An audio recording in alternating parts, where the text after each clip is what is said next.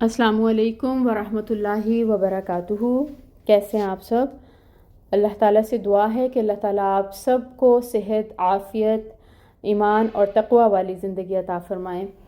آج الحمدللہ اللہ تعالیٰ کی مہربانی سے، اس کے احسان سے ہم سورۃ العصر کی آیہ نمبر 2 پڑھیں گے۔ سٹارٹ کرتے ہیں اپنا لیسن۔ اعوذ باللہ من الشیطان الرجیم، بسم اللہ الرحمن الرحیم۔ ان الانسان لفی خسر، ان الانسان لفی خسر۔ تجوید رولز دیکھتے ہیں۔ حمزہ کے نیچے کسرہ ہے، کسرہ کہتے ہیں زیر کی حرکت کو، اور یہ ایک حرکت ہے اس لیے اس کی مقدار 1 ہوگی، یعنی ہم اس کو 1 کاؤنٹ پڑھیں گے۔ پھر اس حمزہ کو ہم نے نون کے ساتھ ملانا ہے۔ نون یہاں پہ مشدد ہے، نون مشدد جہاں پہ بھی آئے گا وہاں پہ آپ کو پتہ ہے کہ غنہ ہوتا ہے، اور غنہ کی مقدار ہوتی ہے 2 کاؤنٹس کے برابر۔ غنہ کی مقدار ہوتی ہے 2 کاؤنٹس کے برابر۔ تو ناک میں جو آواز ہم نے ٹھہرانی ہے وہ 2 حرکت کی ہے، ٹھیک ہے۔ غنہ ہوتا ہے ناک میں آواز لے جانا، اور اب یہاں پہ جو فتحہ ہے یعنی زبر کی حرکت، اس کی مقدار بھی 1 کاؤنٹ ہوگی۔ اس کو لمبا نہیں کھینچیں گے۔ کیسے پڑھیں گے اس کو؟ ان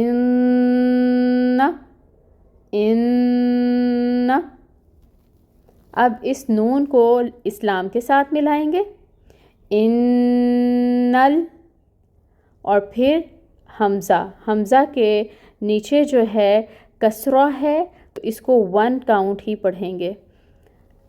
اب اس کو نون ساکن کے ساتھ ملائیں گے، لیکن اس نون ساکن کے اوپر اخفا کرنا ہے، یعنی اس نون کی آواز کو، اخفا کیا ہوتا ہے؟ ناک میں آواز کو چھپانا۔ اخفا کی مقدار بھی 2 کاؤنٹس کے برابر ہوگی۔ اخفا کتنا کرنا ہے؟ نون ساکن کی آواز کو ہم نے کتنی دیر کے لیے ناک میں چھپانا ہے؟ 2 حرکت کے برابر، ٹھیک ہے۔ اخفا کیا ہوتا ہے یہ انشاءاللہ نون ساکن کے قواعد میں آپ کے ساتھ شیئر کروں گی تو آپ کو مزید کلیئر ہو جائے گا۔ ابھی آپ بس اتنی بات یاد رکھیں کہ سین آ رہا ہے، نون ساکن کے بعد حروف اخفا میں سے جب کوئی حرف آ جائے تو پھر نون کی آواز کو ناک میں لے جا کے چھپاتے ہیں، اور اس کو اخفا کہا جاتا ہے۔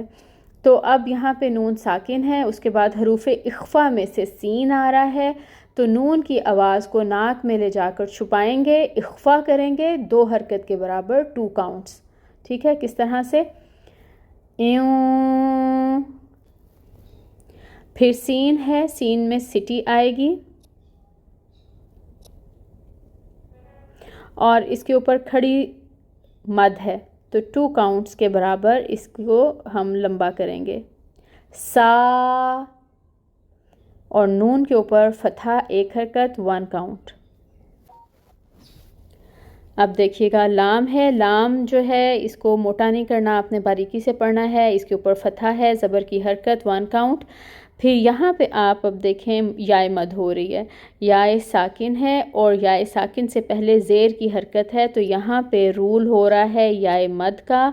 یائے مد کا مطلب ہے کہ اس کو اب ہم نے 2 حرکت کے برابر کھینچنا ہے، ٹھیک ہے۔ لفی، لا کو لمبا نہیں کریں گے، لفی۔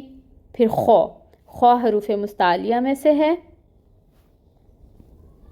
اس کو پر پڑھیں گے، موٹا کر کے ادا کریں۔ اور پھر سین ساکن ہے، اس کی صفت کو اچھی طرح واضح کریں، خس، اور رو کو اب ہم ساکن کریں گے، کیونکہ آگے وقف آ رہا ہے، آیا مکمل ہو رہی ہے، وقف کریں گے رو پہ اور رو کو ساکن کریں گے، اور یہ جب ساکن ہوگا تو یہ پر پڑھا جائے گا۔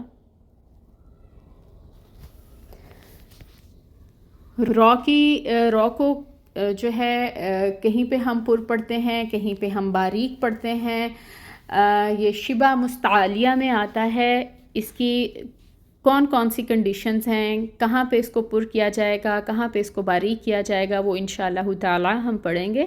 ابھی آپ نے یہ یاد رکھنا ہے کہ یہاں پہ را کے نیچے اگر زیر تنوین ہو، آگے وقف کر رہے ہوں، تو پھر ہم نے را کو ساکن کر دینا اور اس کو پر پڑھنا ہے. ٹھیک ہے، تو یہ ہوگا لفی خسر.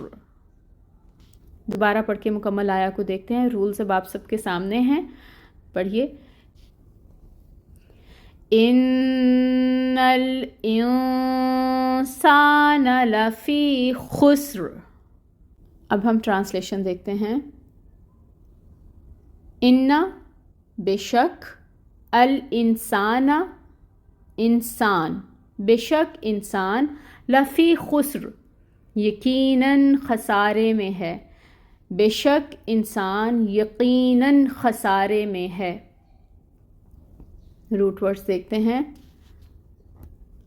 انسانہ، الف نون سین، انس اس کا روٹ ورڈ ہے الف نون سین.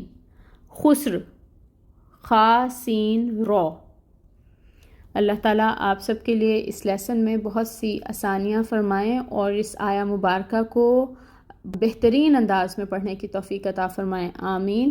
سبحانک اللہم و بحمدک، اشہد ان لا الہ الا انت، استغفرک و اتوب الیک. السلام علیکم ورحمۃ اللہ وبرکاتہ.